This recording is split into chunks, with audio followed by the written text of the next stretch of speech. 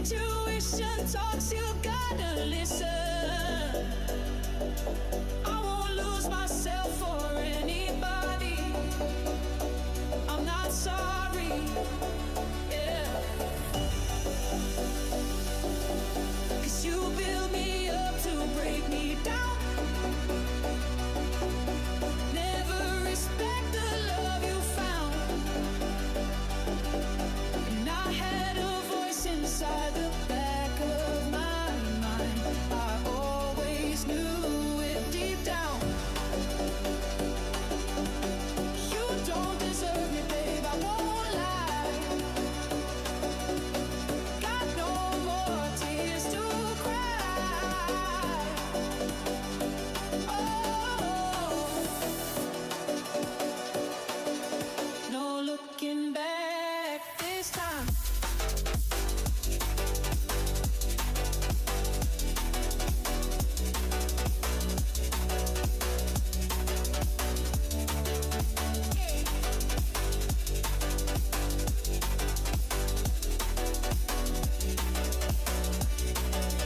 No looking back this time.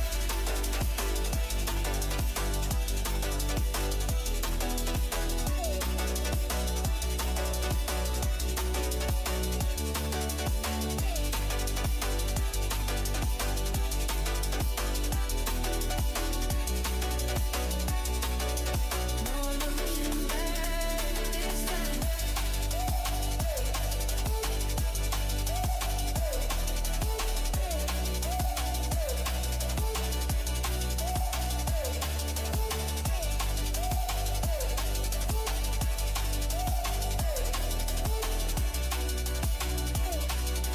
No looking back this time. Running from the truth was getting reckless.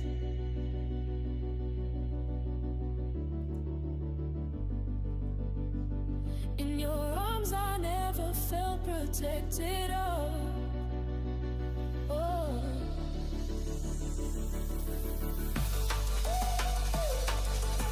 'Cause you don't deserve me, babe, I won't lie. Got no more tears to cry. Oh. No looking back this time.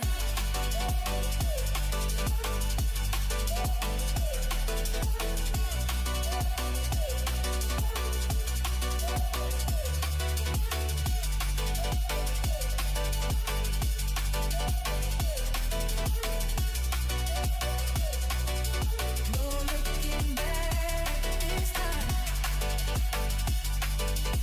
No looking back this time. No looking back this time. No looking back this time. No looking back this time. Afternoon. I'm seething with rage as well. Like, you're not the only one. I wanted to do a review of the game, but I also wanted to basically ask ChatGPT how shit we are and how bad we've been, and also some really interesting questions to line us up against other managers, because I just don't understand it. Like, I just don't get it. I don't understand our fan base. I don't understand why we're okay with this. Like, why everybody seems to be fine. Like, there's so many people that are okay with the way we are right now, with the way we've been for 2025. Everybody seems to be like, there's only a few individuals that are on this guy, that are on our club, as in, why aren't we changing the manager? Like, why aren't we doing something different? Like, where are the spokespersons coming out and saying, oh, we've got a vote of confidence, or we're looking to make a check, or things need to buck up, ideas need to check. Like, there's nothing. It's crickets. It's like it's okay. It's like this season was planned. Like, it was planned. Like, 450 million spent. We're okay with mid-table. That's all right. That's all right. We're okay with mid-table. We're okay with the worst league form in Europe right now. We're okay with it. We're okay with the worst league form in Europe right now. We're all right with it. It's okay. It's okay. We're fine with it. Like, we're fine with more defeats this season already than we've had last season. The whole season. And the season before that. And the season before that. Like, we're okay with that. We're okay with, like, the last 4 seasons, we've been beaten more now than all of those seasons alone. Like, we're all right with it. It's okay. Like, make it make sense. Like, we're all right. It's okay. You're allowed to concede 41 goals in the Premier League in 2025. It's okay. We're all right with that. That's cool. That's fine. We can concede 41 goals in the Premier League in 2025 alone. That's okay. That's what's supposed to happen. That's how it's supposed to be. That's the system. That's how it's all set up. It's all set up for us to concede 41 goals in 2025. It's all right. Trust the process. Like, trust the process. It's okay. Like, are we out of our mind? Like, seriously? Like, this was supposed to be the year of dynasty. This was supposed to be the second league, the third league, the fourth league. This was supposed to be the £450 million investment. The whole shebang was given to you. £300 million worth of forwards given to you. How many goals have they scored? How many goals have they scored? How many goals have those £300 million worth of players scored? Well, if you take Ekitike out them, 1. How many assists? Well, if you take Ekitike out of them, then you've had 3. Like, in all competitions, by the way. Like, if we're talking Premier League, you have a grand total of a 0 if you take Ekitike out of them. Like, this is the bottom. It doesn't get any better. The 2 wins you've just watched of Aston Villa and Real Madrid, I think that's the best it's going to be this year. Like, it's not going to get any better, because if you think Nottingham Forest are going to roll over and let us tickle their belly, then you have another thing coming. Because they've got Sean Dyche. And Sean Dyche likes to play hardball. Likes to play gritty, dirty, ugly football. And Arne Slot is not a manager to play dirty, ugly, gritty football. Because he wants it easy. He wants it on a plate. He thinks he can walk another title because it was so easy last season. Well, it was so easy last season because the guy must have sacrificed a goat, because every single thing fell in place for him. Everything fell in place. Everything. It all just happily happened into this magical Premier League title, which was going to come to us whether we liked it or not. Like, it was coming to us whether we liked it or not, because every time we didn't play well, Arsenal also didn't play well. Like, it was like Arsenal got a chance to gain points, Arsenal drop points. Arsenal have a chance to gain points, Arsenal drop points. Like, let's not sugarcoat it, because we had an unbelievable 2024. Hats off. Hats off. Unbelievable 2024.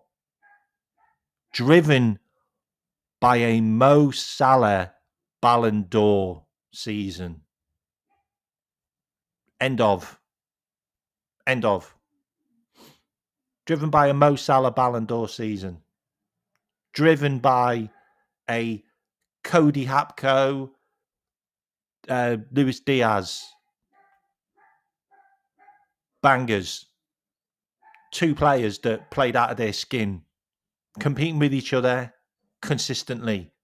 Mo Salah, Ballon d'Or season. Arnie, you haven't been able to get your number 9s to work at Liverpool. Period. Period. You haven't been able to get a tune out of any number 9 at Liverpool in a year and a half. None. Why do we think it's going to change? Why do we suddenly think that Alexander Isak's going to score 20 goals?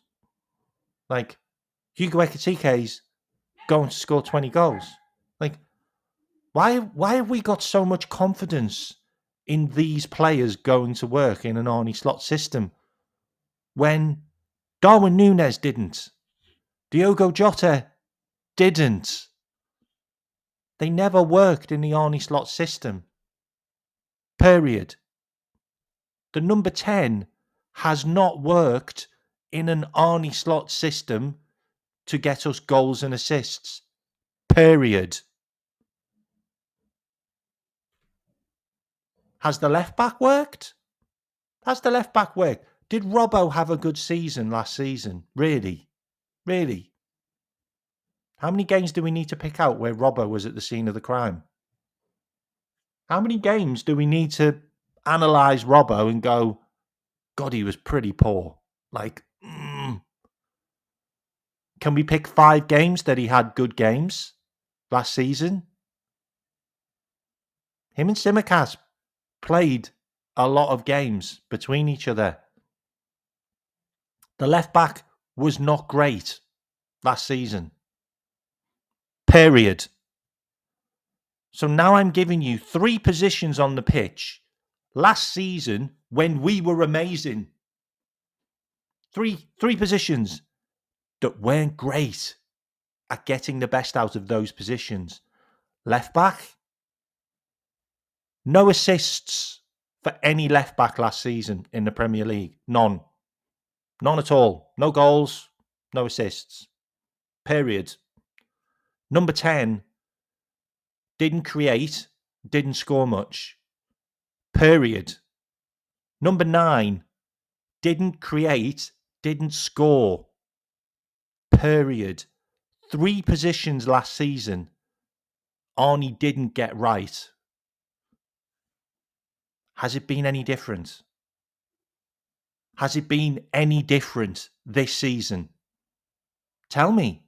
Because Hugo Ekitike, he's got 1 goal in the last 5 games. He's got 1 goal in the last 9 games.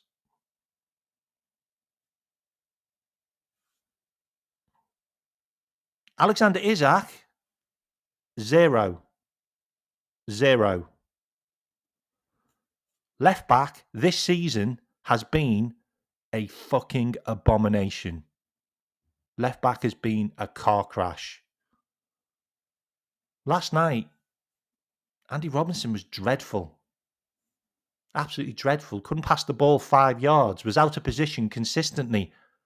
Was in the goal when the ball went in. Like, he had to duck out the way. Shouldn't have been there.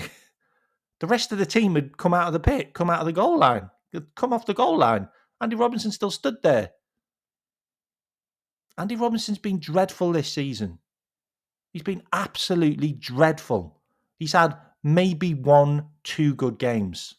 It's the same as last season. There's no change. The number 10 has been an absolute fucking joke. We've not been able to get anything out of any number 10 that we played. None whatsoever. Wirtz has been horrible. Dominic Szoboszlai, the number 10, has been horrible. Ekitike, we tried. Horrible. Who else have we tried? The only player we haven't fucking tried is the goalkeeper up there. Like, it's been a mess in 3 positions this season. Same as last season. No change. The number 9. We can't get the number 9 to work. The only reason Ekitike scored any goals is because he hasn't been in the number 9 position. He's not played as a number 9. He's been playing as an attacking midfielder or on the left. Like, watch him. Watch him. Isak hasn't worked. Ekitike has been okay. He's been okay. Number 10, dreadful. Left back, dreadful. Are there any other positions that have started to fail? Well, yes, there have. Yes, there have. So on top of the 3 positions last season that you couldn't get to work, you've now added another position to the pitch that you can't get to work. And it's the right wing. You can't get your right winger to work now. So you've now gone from the left back, the number 10, the number 9. Now you have issues with your right winger. Now you have issues with your right winger because your number 10 isn't functioning. Your number 9 isn't functioning. At least you had your right winger that functioned last season. But he's not anymore. He's not anymore. And the reason why he's not functioning is because he hasn't got his supply from the right back position. Because your right back left the club to go to Real Madrid. Your right back walked out of Liverpool to go to Real Madrid. Okay? And he was your supply to your right winger. And you have not replaced him. You have not replaced any of the creativity from your right back area into your right wing. Like, whether you were going to do that is irrelevant. Like, I don't know whether you were ever going to get someone that could be as creative as the right back. But if you knew that he was going, like you told us all at the end of the season that Trent told you he was leaving at the start of the season, why haven't you planned for this? Like, what was your plan? Like, genuinely, what was your plan to replace Trent? Because all of Liverpool's creativity came from Trent. And it went to Salah. And then it went in the net. Like, are we really blind to see that? For the last 4 years, Liverpool has been Alisson, Virgil van Dijk, Trent, Mo Salah, and the rest can all play the piano. They can all play the piano. Yeah? The rest can all carry the piano for those 4 individuals to make the music. Like, and you've got other players to chip in, yeah. But it all comes from Alisson, Virgil, Trent, Mo Salah. Sorry, that is it. That is your masterpiece. That's your symphony. That's what Liverpool have been. We've been playing that tune for 4 years. Liverpool have been playing that tune for 4 years, and it worked. It didn't work for Arnie. It didn't work for Jurgen for 2 years because he didn't win anything for 2 years. He didn't win the league and he didn't win the Champions League for 2 years when trying to play that tune. But Arnie came in and he played that tune and it worked. Ali, Virgil, Trent, Mo. Worked. You've lost Trent. You've lost your supply line. You've lost Trent, and you've decided not to use Virgil. Virgil's long passing has decreased hugely. Virgil probably does 20% of what he used to do, long passing. Doesn't do it anymore. He doesn't. That's why Canate touches the ball more than anyone else now in the centre-backs. So you've lost your supply line. So your supply line has ended because Trent has left.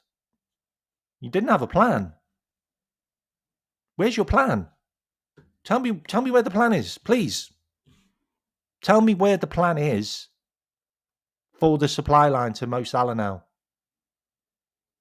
Tell me, because Mo Salah is having to come into positions where he doesn't want to be to get the ball, and he receives the ball where he doesn't want to be. And the opposition are like, well, we know Mo Salah's the threat. Like, Mo Salah is the threat. So Mo Salah will always have 2 or 3 players on him every single game, always, regardless. Doesn't matter whether you play Isaac, doesn't matter whether you play Ekatike, doesn't matter whether you play Wirtz. Mo Salah's the danger man. He will always have 2 or 3 players on him. It will never, ever change for the rest of his life. Because if you don't do that to Mo Salah, then the guy does score shitloads of goals and does create loads of chances. But where was the plan? Like, where was the foresight? Where was the thinking ahead of, oh, well, he's not going to be there. He's the guy that always passes the ball to Mo. Like, he's the guy that always passes the ball into midfield. Like, that's the guy. Where is he? Who is he? Who does that? Nobody does that anymore. There's no player that does that for Liverpool anymore. So how does it ever work again? Like, and I'm sat there going, well, he's just playing all the old team again. He's rolling it back. That's going to work. Well, clearly isn't, because you've lost that instrumental cog in the system. You've lost that one guy that made that work. It made the link work from goalkeeper to defender, which is Virgil. Virgil, whether it went to Canate is regardless, but it was Virgil to Trent, and then it was Trent to Mo. You've lost that cog in the system. So where is the other link? Because you don't go down the left-hand side. Do you go down the left-hand side? Well, Robbo barely gets the ball. Kirkes barely touches the ball. We don't play through McAllister on the left-hand side. We don't seem to play through Gravenberch anymore. Like, Gravenberch very rarely touches the ball. So where's the link now? It's a direct pass. Well, who's the direct pass going to? So you're sending a direct pass to a 5'8" left winger in Wirtz. What's he supposed to do with it? What's he supposed to do with it? Is he supposed to win the ball in the air? Well, he's not good at that. So that doesn't work. Okay, so you pass the ball to Szoboszlai. What's Szoboszlai supposed to do with it? Oh, that's what Szoboszlai's supposed to do with it. He's supposed to pass it to Salah.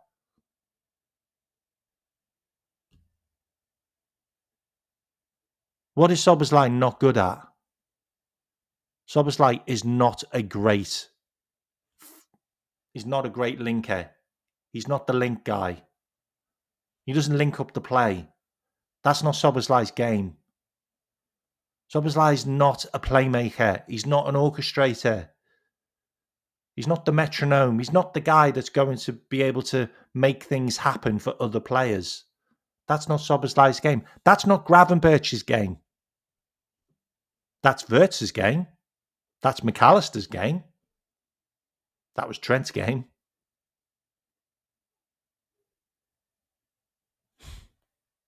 There's no plan. There's no plan at Liverpool. There's no link. There's no routine. There's no functions. There's no systems. There's no patterns. Liverpool has completely lost all of its identity because we relied on one guy for so long. And that is what Arne Slot was supposed to come in and change. That was his job. Like, you can talk about all of the other things that he dealt with, but I know for a fact that Edwards and Hughes were looking at this guy to make Liverpool work without Trent in it. You can guarantee they are looking at him going, right, you need to make it work without him, because everything is him at Liverpool. It has been for 4 years. We need to get rid of that. That needs to get taken out of Liverpool. And I've been on loads of shows now and I've heard loads of people talk about it. And maybe they're right. Maybe they needed to get rid of Salah as well. Maybe Salah needed to leave as well, because that link was so solid and relied on so much that maybe taking both out means that the whole fundamentals have changed. Like, the whole fundamentals have changed. Like, maybe it resets everything. I don't know. But right now, Mo doesn't work. Virgil certainly doesn't work right now. The right back doesn't work. There's nothing going through the midfield. It's kick a long ball to Cody Gakpo, which seems to be the only function that works, because he can actually hold the ball up there somehow. So Cody seems to still be working as a system function, but he doesn't work with the left back. So you've got so many disconnects in this team. Like, the right winger's still Mo Salah. Like, say anything you want about him, but Mo Salah is still a world-class player. Like, you're not going to take that away from him. He's still a world-class player. And if Liverpool had a player like a Trent that could supply for him the way Trent did, then Mo Salah's a world-class player, and Mo Salah gets you GA consistently. I've no doubt with that. As long as Dominic Szoboszlai's in midfield, and as long as Gravenberch is there, I ain't got an issue with that. That would still work fine. But the disconnect between Mo Salah, Bradley is huge, because Bradley isn't Trent.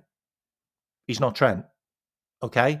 And he doesn't look like he's got a relationship with his attacker, the number 9, Mo Salah, because he didn't have one last season. Because he didn't. Because the number 9s don't work in an Arnie slot system.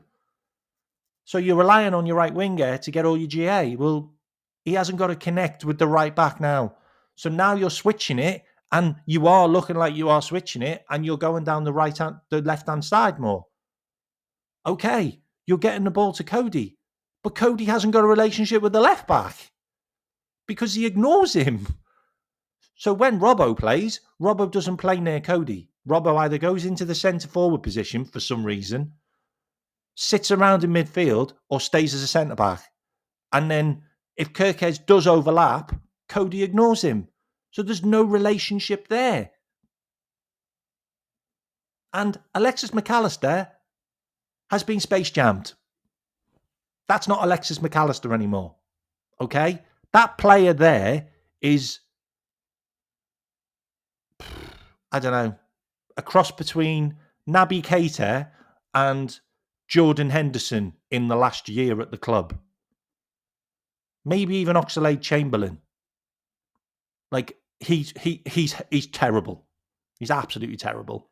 Okay? You either play McAllister in the 10 or a high 8, or you don't play him in the pivot. You don't play him in the pivot anymore. You cannot play Alexis McAllister in the pivot anymore. No, you can't do it. You just can't do it. And I have no answers. I have no answers. I have no... That I've got nothing. I've got nothing I can give you for positivity, because I think Florian Wirtz is going to get worse. I think he's going to get worse. I think Isaac isn't going to improve. I think Ekitike is now going to start dropping. I think Ekitike is now going to start losing confidence, and he's now going to stop scoring goals. Well, he already has. I think Mo Salah is going to get more frustrated, and I think you're now going to start seeing Mo Salah get booked more in games for petulance and bad tackles. I think Liverpool are probably going to start getting red cards in games. I think we're probably going to start picking up red cards soon, because players are going to have to start dragging people down and committing professional fouls because we're so vulnerable. We are so vulnerable all over the park. Like, how we haven't had more red cards is beyond me. Probably because the players don't care if they concede goals now. Liverpool genuinely don't look bothered when we concede goals. Like, it just looks normal. How can we have a team that's been competitive for 10 years look comfortable with conceding goals? Like, it's okay. Like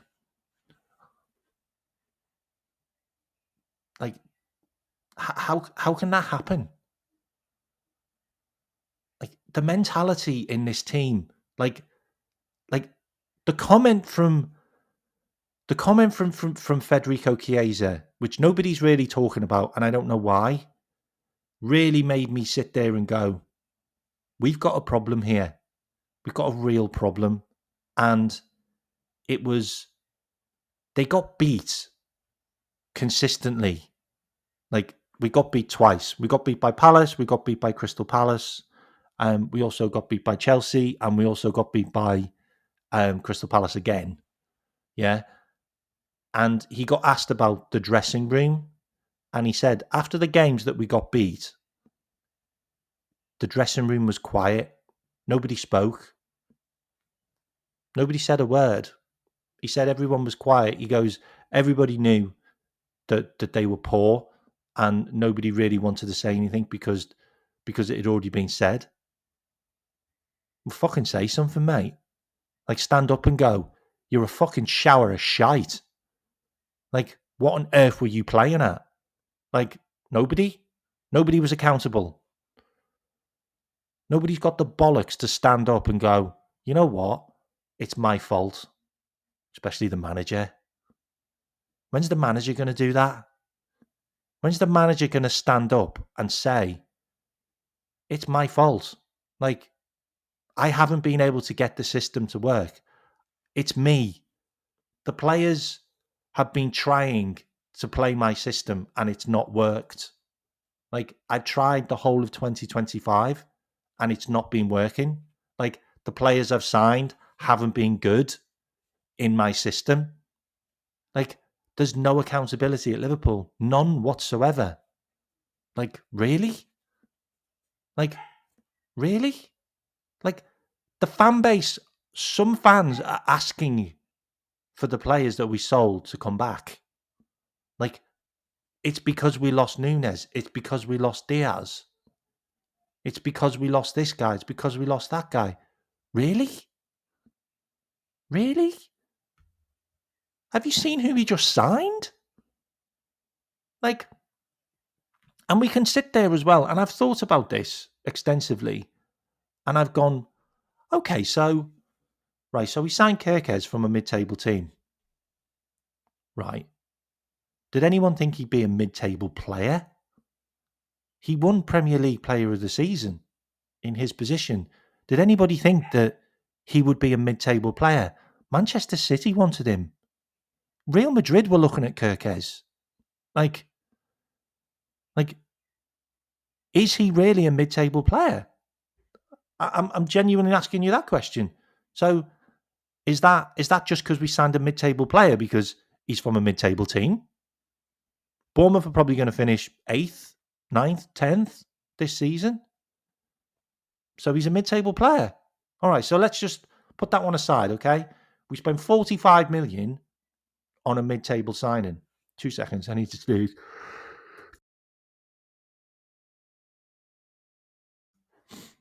So we paid 45 million for a mid-table signing. Okay? I'm just saying that, all right? Personally, I don't think he's a mid-table player. I think he's ready for a big step. Yeah. I think he's a great signing for us. I'm not throwing him under the bus. I'm not throwing him under the bus, mate. I'm not at all, okay? I'm going to break all this down, okay? 2 seconds. All right. I'm not. All right. Give me a minute on this. So you got Kirkes, 40 million, plays for Bournemouth. They'll probably finish 8th, 9th, 10th, maybe. Yeah. Okay. That's a mid table player. I'm sorry. He's from a mid table club. Ekatike. Frankfurt are probably going to finish mid table this year. They probably are. They're probably going to finish 7th, 8th. Last season, I think they finished 4th. Okay. Is Ekatike a mid table player? I'm asking you the question. We spent 70 million on a guy whose team will probably finish 8th, 7th. They finished 4th last season. Season before that, I think they finished maybe 5th or 6th. I'm asking you the question, genuinely just asking the question. Is that a mid-table signing as well? It's not top tier. He's not top tier. I'm sorry. He's not. He's not Bayern Munich. He's not AC. He's not PSG. He's not Napoli. He's not from a top tier team. Okay. He's from second tier. Okay. So that's another one. All right. Mamadashvili. Valencia nearly got relegated last season. Okay. That is a signing from a relegation team. Okay. I'm just asking the question. I'm just asking the question against players because there seems to be so many channels that are blaming the players. They're blaming the players. They're not blaming Slot. They're blaming the players. Okay. That's a player that we signed from a relegation team, from a relegation battling team. Okay.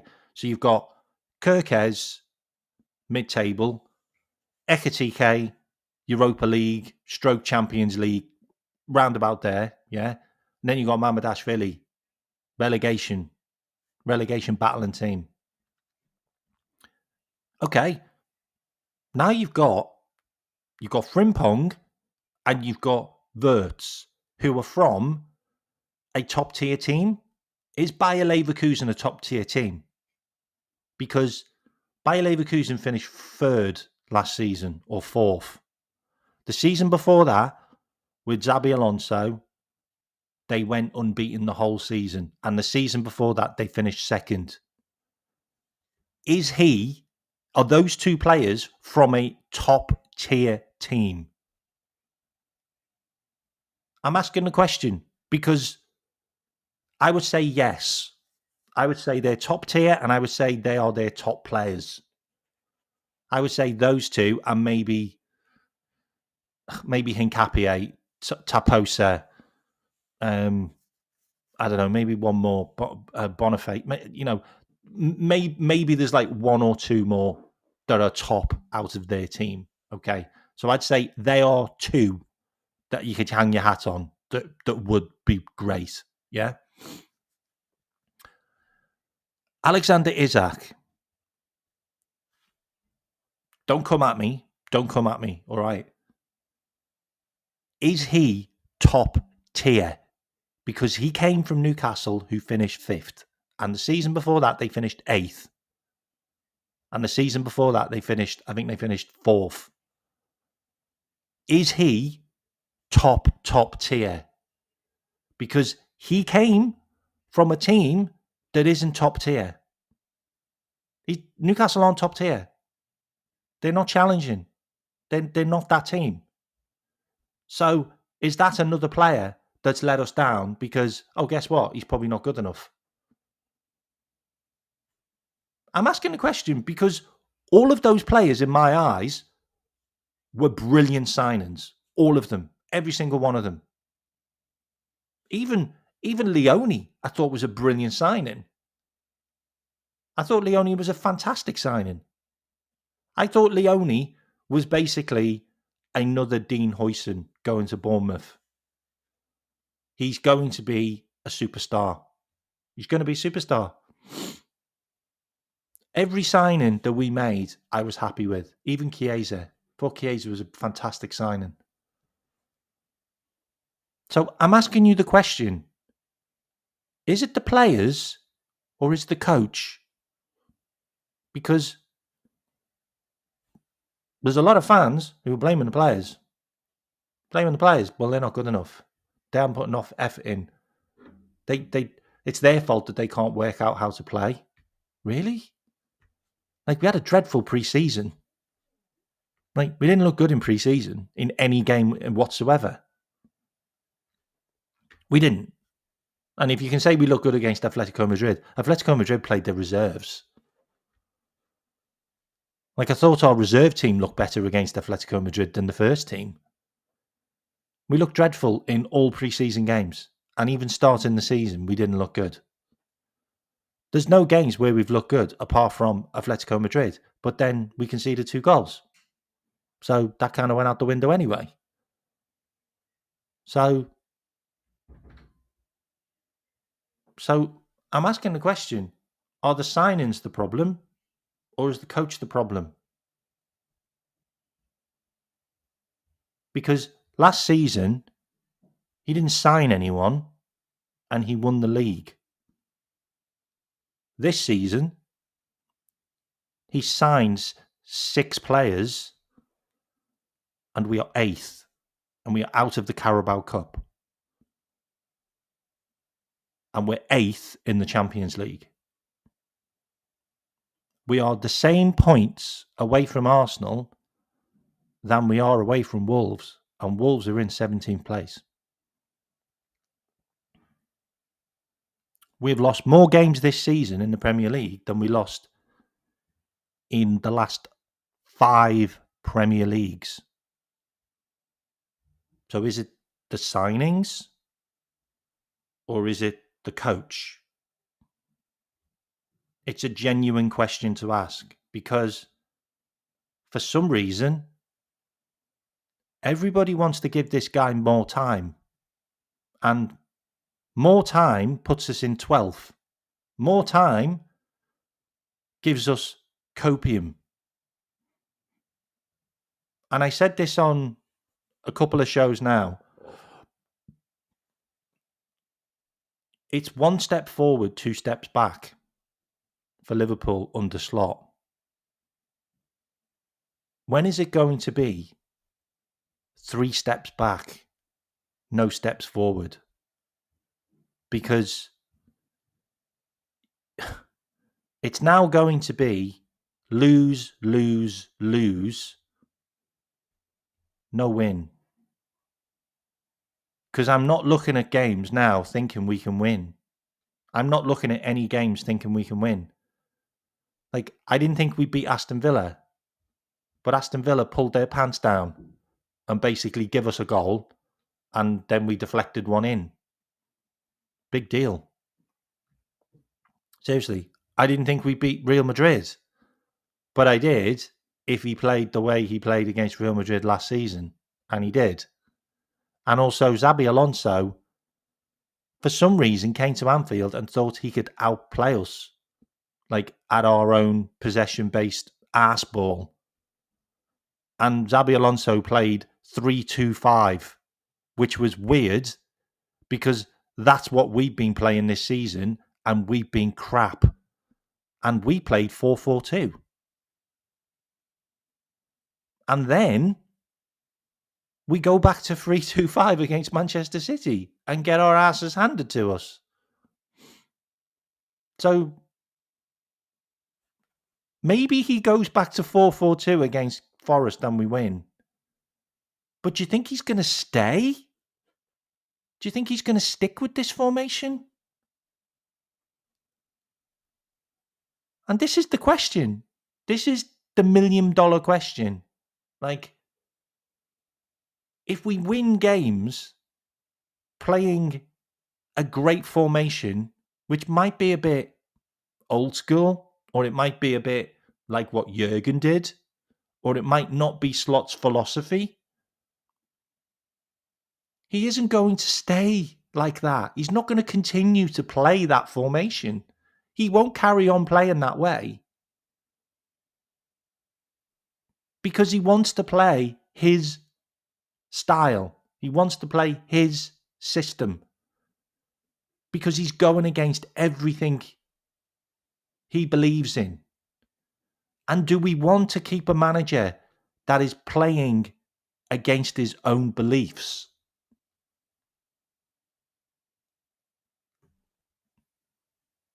We need to make that decision for him.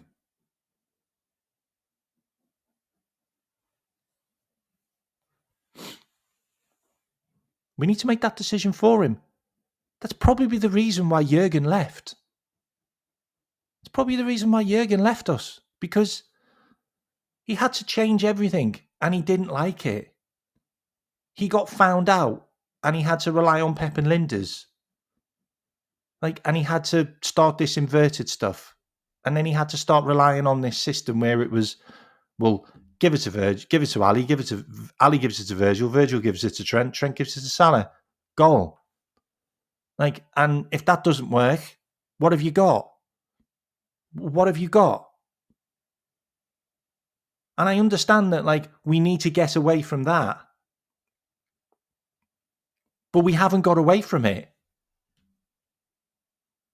We haven't got away from it. All we've done is made things worse. And we've made things worse because this guy doesn't want to play that way. He's not a guy that's about, well, I'm not bothered. I'm not bothered how we play as long as we win. And I thought he was. Last season, I thought he was that guy. And I'm like, I don't care how we play. I just know that this manager wants to win at all costs. And he'll throw whatever against the opposition. And he'll make whatever changes are needed against the opposition.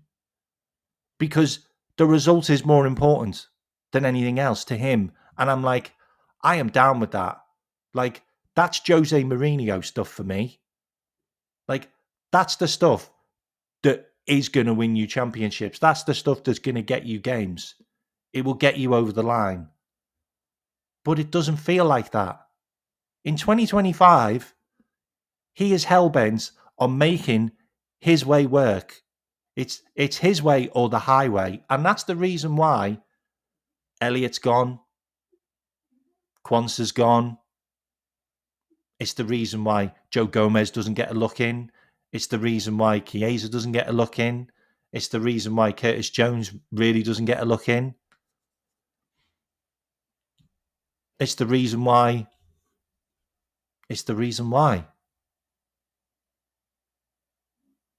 You're not in his friend zone. You ain't getting on the pitch.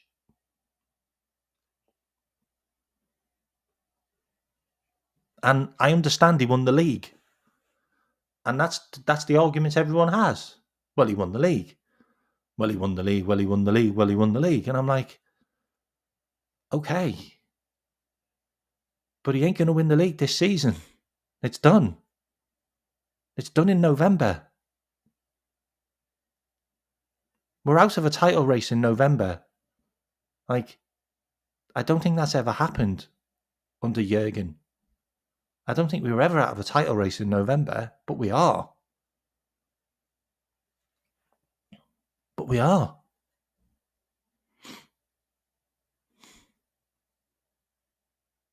And would Mark Guehi have changed anything?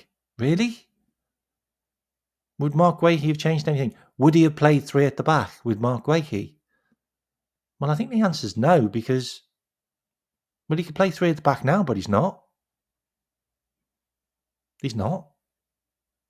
He could drop Canate, but he's not. He could play Joe Gomez. Joe Gomez, out of all the players, probably deserves to play because Canate's been ass. Every single away game, Canate's terrible. So play Joe Gomez. But he won't. Have your midfield more defensive. Play Endo. I know people don't like Endo, but at least he gets stuck in and he wins a battle. And to be honest, he's probably one of our best headers of the ball. Nothing. Crickets. No change.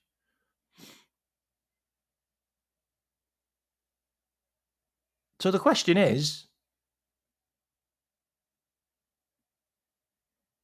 we've had problems. He was left with problems, and he was left with enough time to create solutions for those problems. And the biggest problem was Trent was leaving. We knew Trent was leaving for a year. And you didn't change anything. You didn't do anything different. You still relied on Dad. You still relied on Mo Salah to get you over the line. Like, last season we beat Manchester City away. Mo Salah got a goal and an assist. Dominic Szoboszlai got a goal and an assist. You relied on Mo. Crystal Palace, Mo scored the goals. Chelsea, Mo scored the goals. Mo scored the goals. Mo provided the assists last season.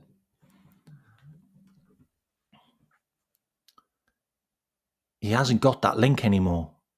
You never created it for him. You didn't give him anybody. You didn't buy anybody to be that player. You could have, but you didn't do it. What was the plan? What was the plan? Like, if you were planning on continuing from last season, then that was a bad idea, because we finished the season horrendously. I don't need to read you out the games.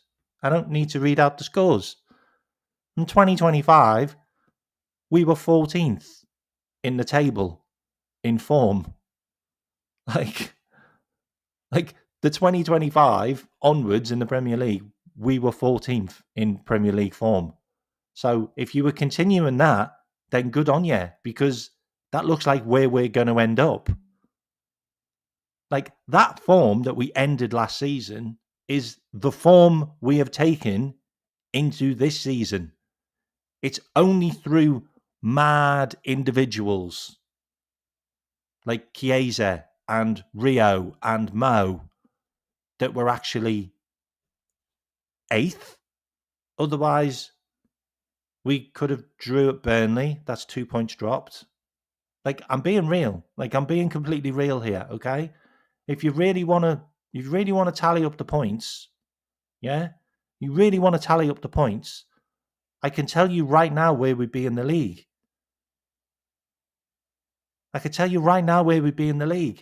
Because right now we're in 8th place. I need to show you this, because I think this needs to be shown. 2 seconds. Right. So let's look at the Premier League. Let's look right now at the Premier League. Okay? The Premier League right now. Hang on. Let me bring it up on the screen. I think we need to see the Premier League table.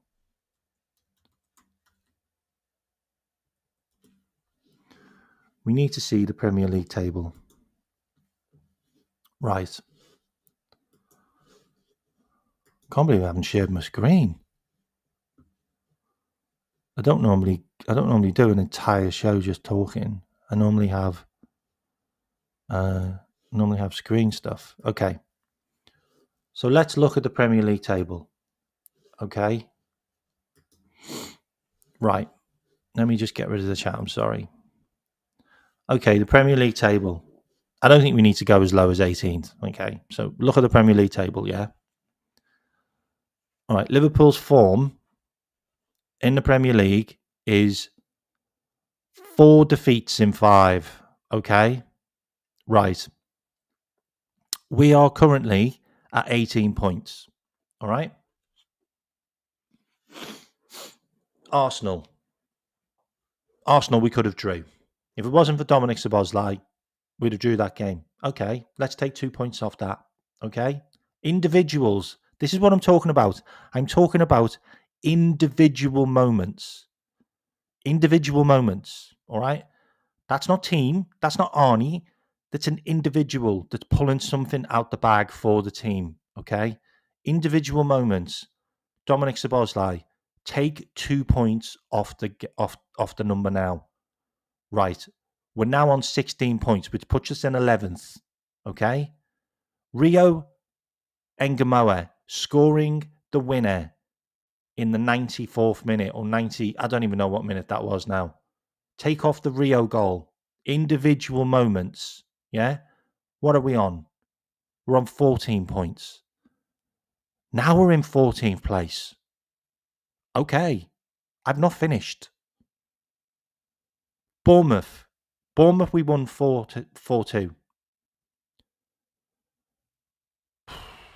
Okay, I'm going to leave the Bournemouth game because Mo Salah scored as well. And I think Mo Salah might have scored anyway. So let's leave the Bournemouth game because it was 4-2. Burnley. Burnley penalty in the final minute of the game. Okay? Mo Salah penalty. Let's take 2 points off that game. We're now on 12 points. We are now in 14th place. We're now in 14th place. Are there any other games you can hang your hat on and say, we could have lost that game. We could have drew that game. Could have lost that game. We could have drew that game. What other games have we got? What other games have we got in the Premier League this season where we could have drew, but it wasn't for individual moments? Right, let's have a look.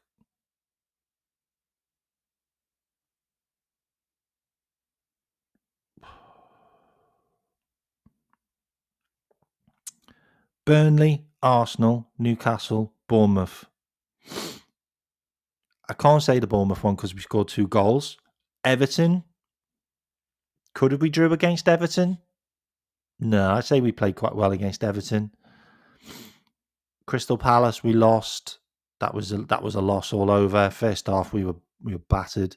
Galatasaray, we lost. Chelsea, we lost. Man United, we lost. Brentford, we lost. Crystal Palace, we lost again. And obviously Man City. Guys, if it wasn't for some individual moments, this season puts us mid-table. It puts us 14th. I get it. The Everton game could have been 2-2. It could have been 2-2. They missed some big chances. I do get that. I mean, if you really want to put it there, then that's 10 points. I mean, we're in relegation zone. If you really want to do that, then we're in the relegation zone. Like, you really want to do that, we're in the relegation zone. And if you also want to take the points of Newcastle, then Newcastle get a point, which means then they go into 13th, which means we are 14th. We are right in 14th. Like, Burnley get a point as well, which means they go into 15th. I mean, yeah, we'd be 14th. Like, we'd be 14th, which Burnley would have got a point and Newcastle would have got a point, which means they'd be in different positions, but we'd still be in 14th. So you have to really look at it like that. And that's how I look at it. I look at it like that.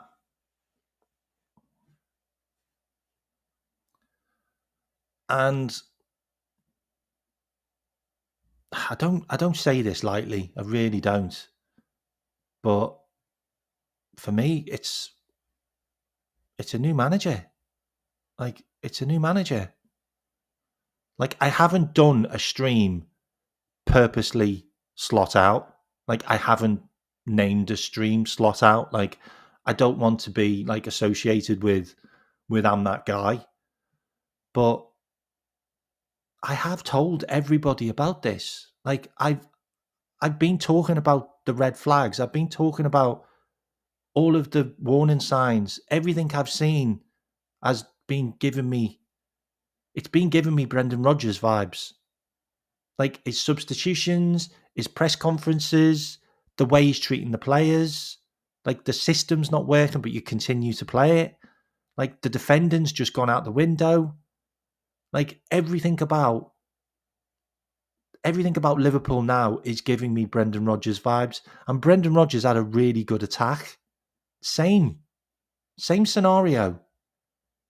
Brendan had a hell of a lot of firepower, but he just kept on conceding goals through just pure ignorance of zonal marking and gung-ho defending and losing the plot with your substitutions and your team selections and your tactics. Everything about it is just the same. It's like you came to the club, you had the new manager bounce, the whole atmosphere, everything just clicked. You had a player play out of their skin. Luis Suarez, are we seeing the same scenario? Luis Suarez, Mo Salah. It's just the other teams didn't have a drop-off. Man City didn't have the drop-off, which means they won the league. They only won it by 2 points. But Brendan had the same situation where all the stars aligned that year, but the opposition didn't fall off. They were still there. Last season, they fell off. And I also want to ask you this question as well. I really do. Like, this isn't a dig at what he achieved, but if Manchester City and Arsenal hadn't capitulated with their injuries, and Pep hadn't lost 7 games or 9 games or whatever he did at the Christmas period, and Arteta didn't have mind farts and kept on drawing games and kept on getting players sent off and had all his team injured, does 78 points actually win you the league?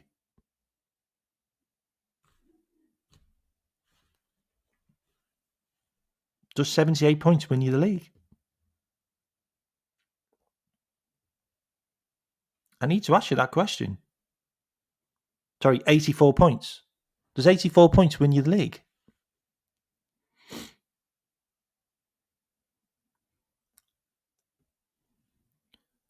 Because Arsenal got 74 the season before. Arsenal came second with 89.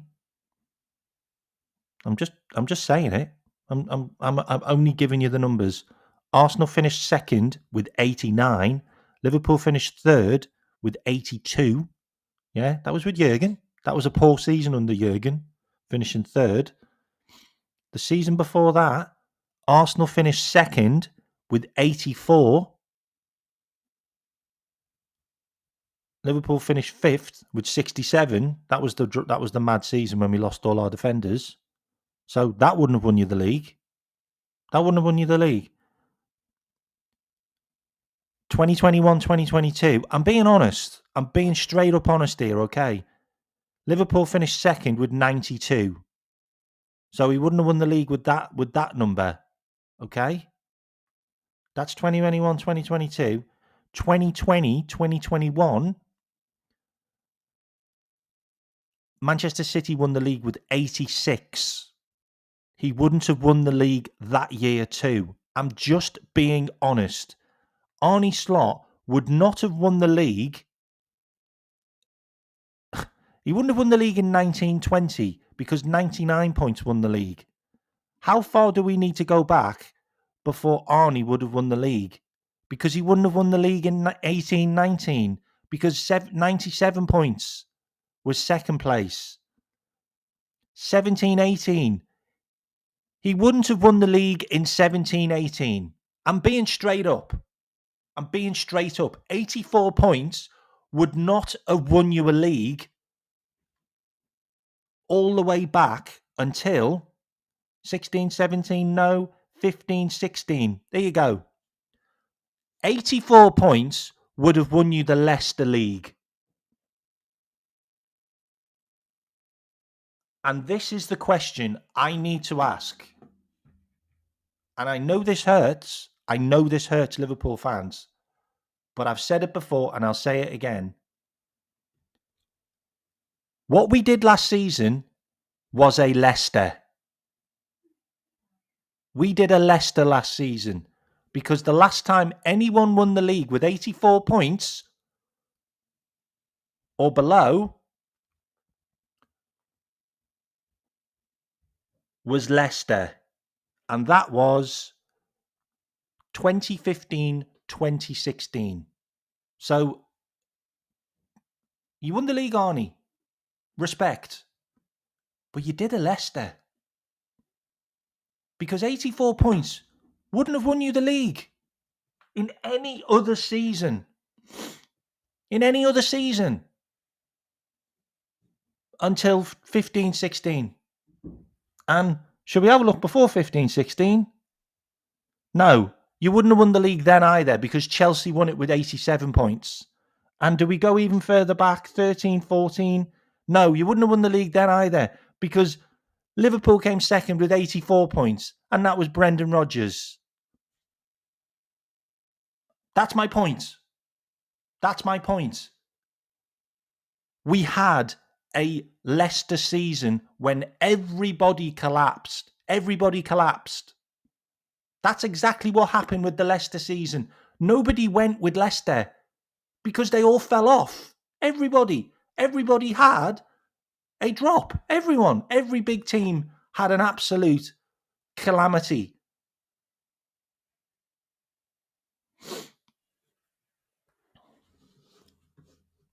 This manager is a mid-table manager that done a Leicester. And where we are right now is where we are right now with this manager. This is all this manager's going to get for us. That's all he's going to get for us. And I do think he might win a European competition because of the style of play and because of the players. We have a lot of European players. But we are not going to win a Premier League. And we're not going to win a Premier League with 84 points. And the manager came in and in the press conference, in the very first interview he had, he said he has to get more than 88 points. That's what he said. I have to get 88 points. Otherwise, I'm never going to have a chance. Well, you didn't get that. You didn't get that. You didn't get 84 points. 88 points. And I don't believe you will ever get 88 points at Liverpool. I don't believe Liverpool can achieve 88 points with this man in charge. No. And I've given you all of the information about the reason why. Because you haven't fixed the fundamental issue that Liverpool had. And the main reason why you were probably taken on board. You were probably told you need to fix that problem, which has been a problem for 4 years. And it's not the solution. And you can't bank everything on it. Like, just think about it like this. Pep Guardiola had a huge, huge problem when he knew that Kevin De Bruyne was going to leave Manchester City. He was going to leave Manchester City eventually. And he had to find a solution to combat Kevin De Bruyne not being there. Well, he did. Erling Haaland. Because he had so many players that relied on Kevin De Bruyne for everything. And he was instrumental in the midfield. So he got Kevin De Bruyne. And then he got these really pacey wingers in the Dokus and the Savinhos and all the other players that he's managed to acquire. Yeah? And it looks like he's now started to fix that problem of Kevin De Bruyne not being there and having other solutions. We've not done anything. We've regressed. We've not fixed anything. Why couldn't we have started finding a solution last season? From January onwards. We didn't buy anyone. Why couldn't we have bought someone and integrated them for 6 months into the position that Trent was going to leave? We didn't do that. Like that's down to the board, but that's also down to the manager. Like, we had the money, we just didn't spend it. We didn't change anything. We just carried on. Like, oh, it's fine. Like, and we're still in conversations with Trent. No, we weren't. We were never in conversations with Trent. Trent was gone. But we suddenly thought that Wirtz is going to fix everything.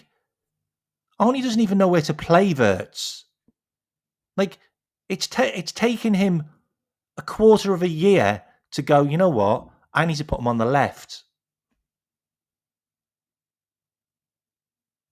But now, because he's put him on the left, he's now lost anything he had on the left with Cody,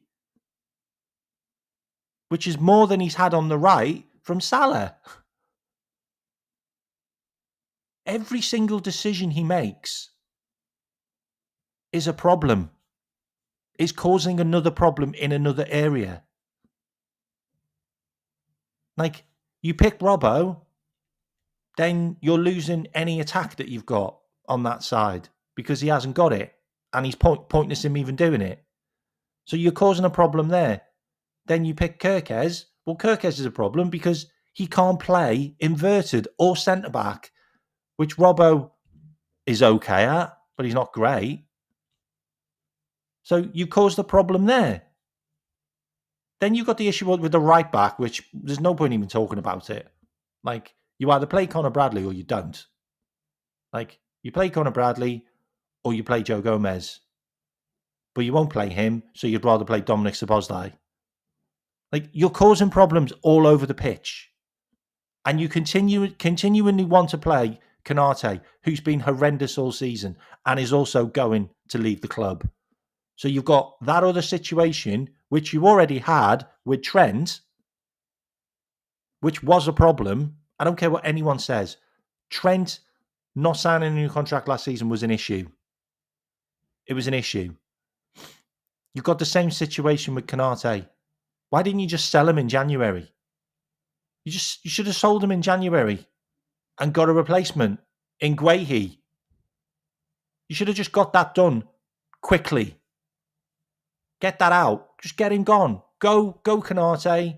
You can go to Real Madrid. They've offered, 20, 30 million, whatever. You can go. We've got Guehi. Done. Done and dusted.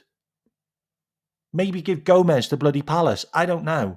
But you caused that problem yourself by not making that making that something that it had to happen.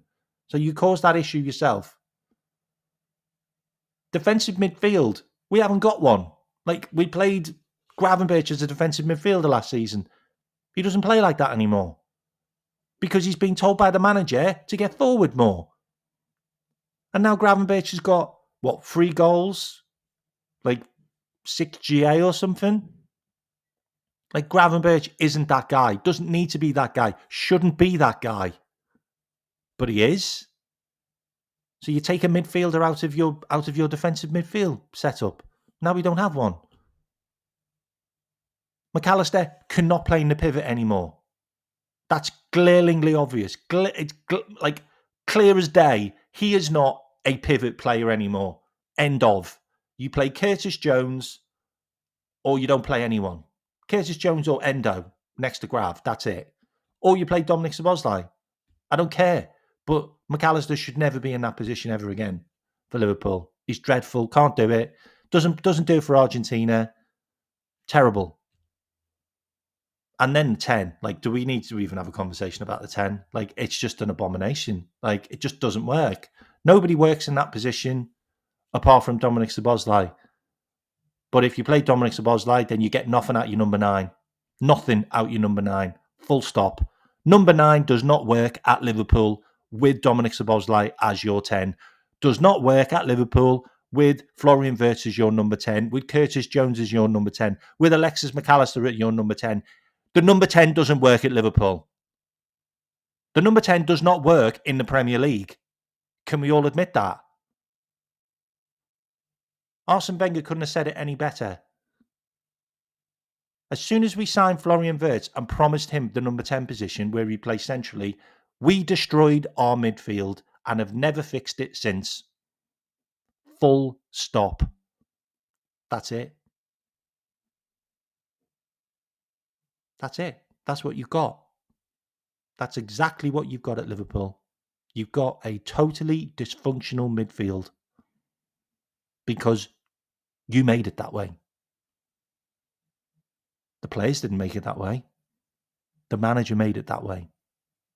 The coach, the system, the setup, whatever you want to fucking call it, because I don't know what it is. But you made it that way.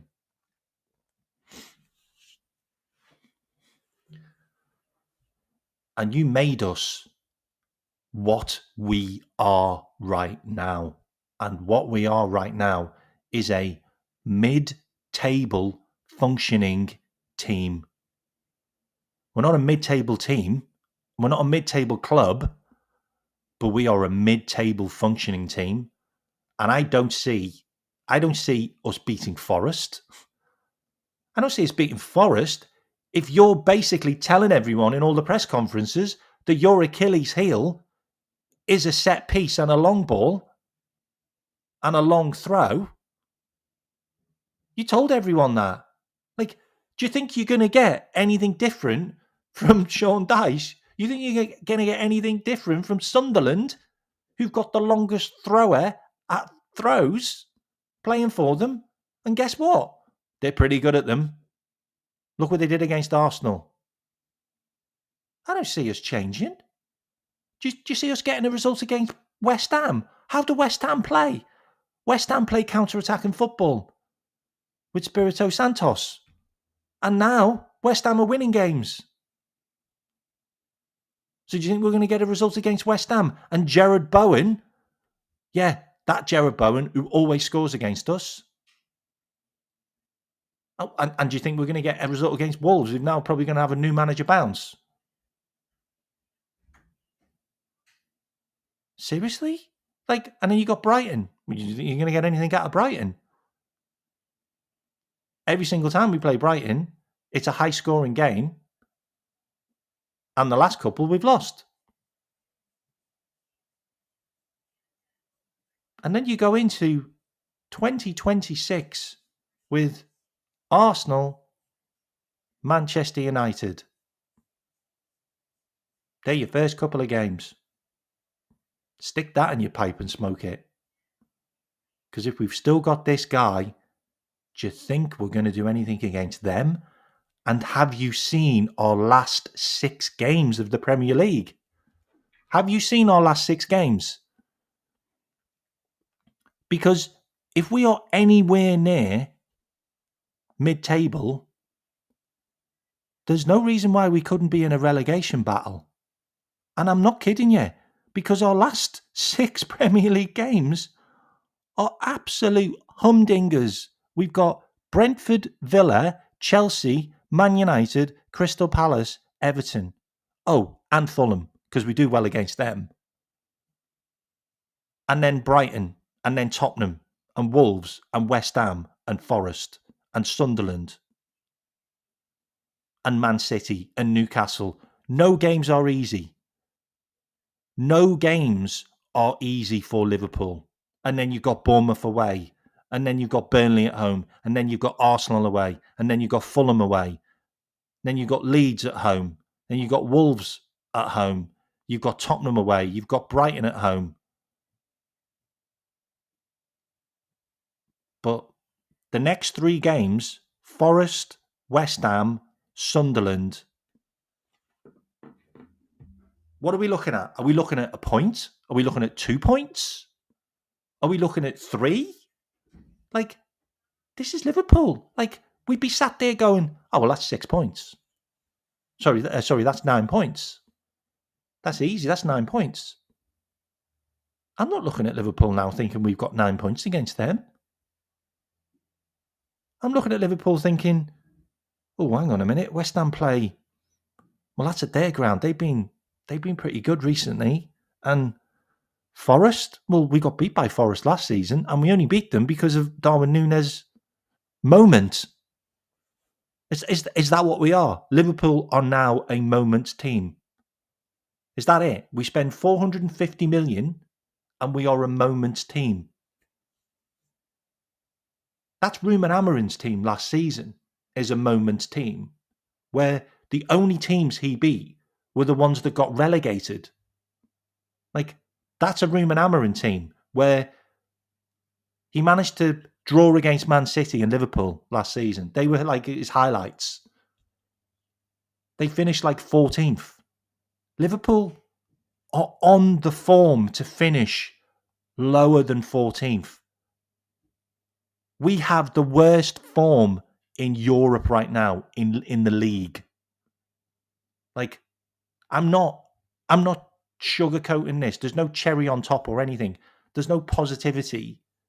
This is all going in one direction, and it's downhill. And I'm going to ask you one more question before we go. Do you sacrifice, and I'm serious, do you sacrifice the Premier League for the Champions League? Would you rather have a Champions League title this season and finish like 14th, 15th, 16th? Is like because these are the questions we need to ask now, because we're now at a stage where we either put all our eggs in one basket or we just give up on everything. We've already thrown the Carabao Cup away. We've already thrown that away. We threw that away so we could beat Real Madrid probably.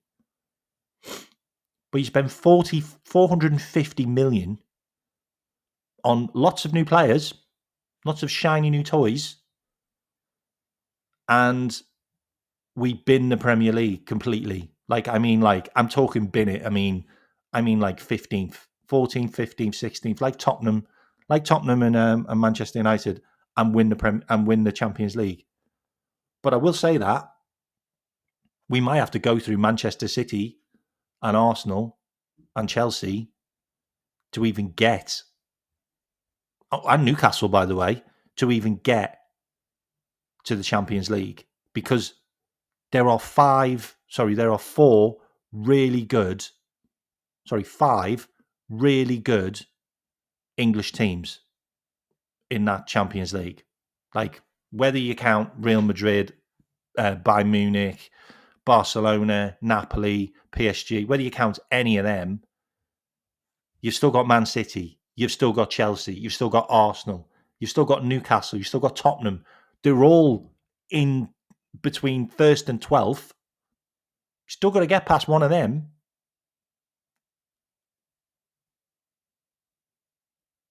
That's the question. That's the question. Or do we go now and get rid of this guy, and we've got 2 weeks to find a new one?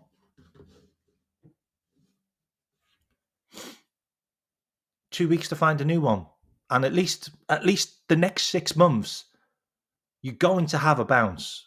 You're going to have a new manager bounce. It always happens. It will always happen. We will have a new voice, new faces. It will be a bounce, and it will be a big manager. It's not going to be a nobody. Liverpool are not going to get another nobody in. If we replace Arnie, it's going to be with a top manager. It's not going to be someone from Eredivisie ever again. I'm telling you that. And it could be a Mancini. It could be a Nagelsmann. Could be a De Zerbi. I mean, right now, I'm sat there going, well, we've got Hugo Ekitike. We've got Alexander Isak. Maybe we go and get Eddie Howe. Like, he had a plan. He had a plan to play Isak and Ekitike together. Like, what's his plan? Because my guy's got no plan. Like, my guy's got absolutely no plan how to play those two together. So Alonso ain't going nowhere, mate. Alonso's going to storm the league. He's going nowhere. So what is it? Like, Glasner? Do you go and get Glasner? Do you go and get Glasner in January with Guehi? Do you go and get him with Guehi? Like, I don't know. I don't know. Glasner got Elise to work. Glasner got Eze to work. You don't think you can get Wirtz to work? You don't think you can turn Isaac into Mateta? Like, we're all sat there going, well, Glasner football, meh. Well, you don't think you can get the best out of Wirtz? Look what he's done with Elise and Eze. He got them moves to Arsenal and Bayern Munich. Of course he could get the best out of Wirtz. He plays with wingers. You don't think you can get the best out of Isaac? Have you seen Mateta? He can play Isaac like Mateta. Like, I don't know about Areola. I just don't know about Areola. I just don't know. I'm still unsure about that one. Anyway, I've done so much talking. I've made myself quite dizzy. So I'm going to go and have something to eat and have a drink. Look, we've got 2 weeks to stew on this, and there has to be something coming out of Anfield. This can't continue. There has to be like a vote of confidence that comes out or something. It can't continue like this. It's toxic now. Like, the fan base is kind of getting split, and every single team that twats us keeps on saying you're getting sacked in the morning, but he's not. And he should. I mean, he should.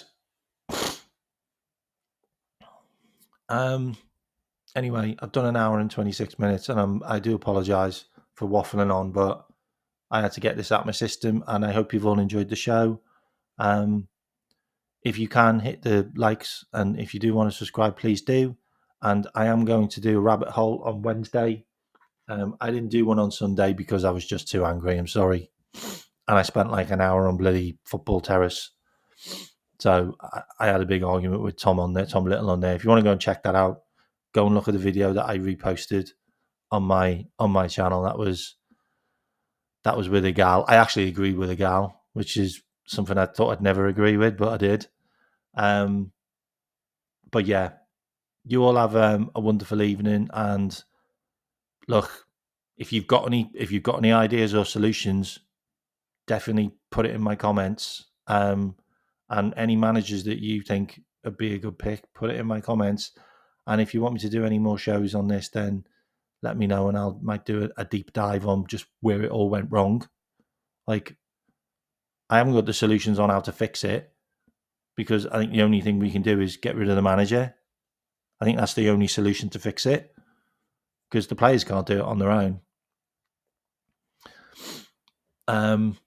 Yeah, I'll see you all later. Let me divert you to another channel. 2 seconds.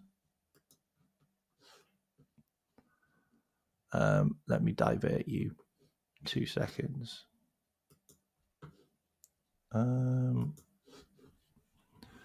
Let me just divert you. 2 seconds.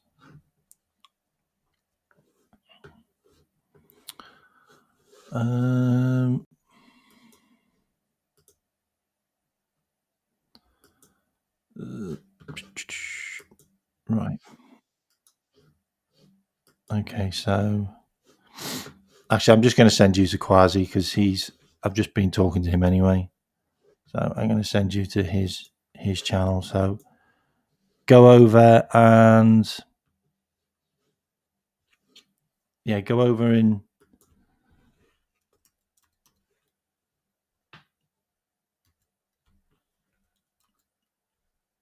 I think he's still live. Is he? Or maybe he's not live. Who's live? Actually, there's no one live right now.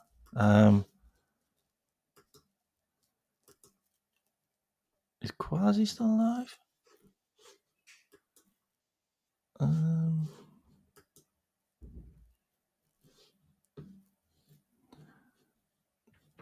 Nope, no one's live. All right, then. So I will see you all later. Okay.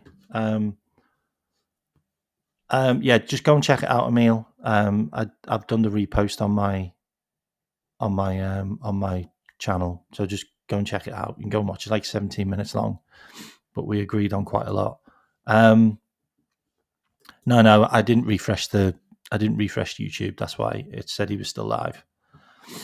And by the way, if you want to support the channel, become a subscriber, all right, and become a member, all right. It's 99p. Go and support the channel. Maybe I can get a better camera. I will see you all later. You all take care. Bye bye. Up the Reds. Up the Reds. Bye bye.